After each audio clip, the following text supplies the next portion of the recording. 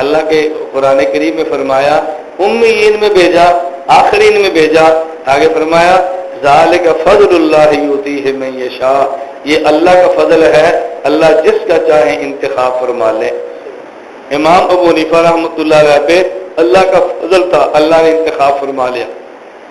اور پھر امام صاحب رحمۃ اللہ علیہ کے دور میں امام صاحب پیدا ہیں، حضرت علی رضی اللہ تعالیٰ کوفہ میں تھے اور کوفہ میں شہید ہوئے، اور پوری دنیا میں صحابہ کرام، چونکہ کوفہ مرکز تھا تو صحابہ کرام کا آنا اور جانا پھر کوفہ میں تھا، مرکز خلافت جو تھا، وزیر، مشیر، گورنر، صحابہ کرام کا آنا اور جانا کوفہ میں تھا۔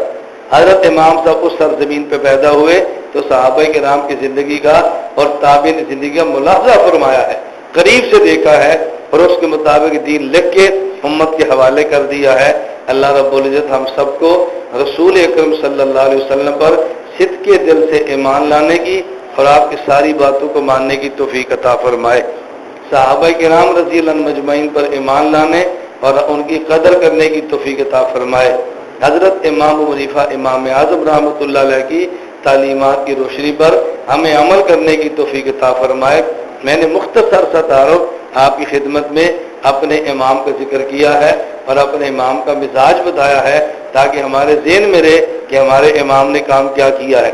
آپ کو کوئی بات بھی یاد نہ رہے تو 3 باتیں آج کے بیان کے خلاصے بھی یاد رکھ لو۔ نمبر 1، امام صاحب کے آنے کے اشارے قرآن میں ہیں اور آپ کے جانے کے اشارے نبی کے فرمان میں ہیں۔ آپ کے آنے کا اشارہ قرآن میں ہے اور آپ کے جانے کا اشارہ نبی پاک کے فرمان میں ہے۔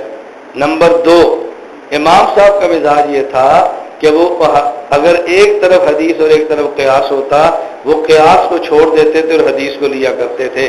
یہ ان پر الزام ہے کہ آپ قیاس کو حدیث پر ترجیح دیتے۔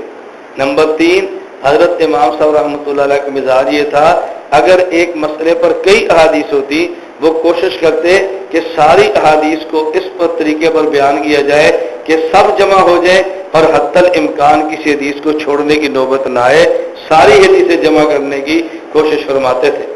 اس لیے امام صاحب کی خدمات کی قدر کرنی چاہیے، اور جہاں آپ دوسروں کے لیے اصال ثواب کریں، وہاں اپنے امام کے لیے بھی اصال ثواب کرتے رہا کریں۔ حضرت امام صاحب کے لیے بھی دعائیں کرتے رہا کریں رفع درجات اور ترقی کے لیے۔ اللہ مجھے بھی اور آپ سب کو عمل کرنے کی توفیق عطا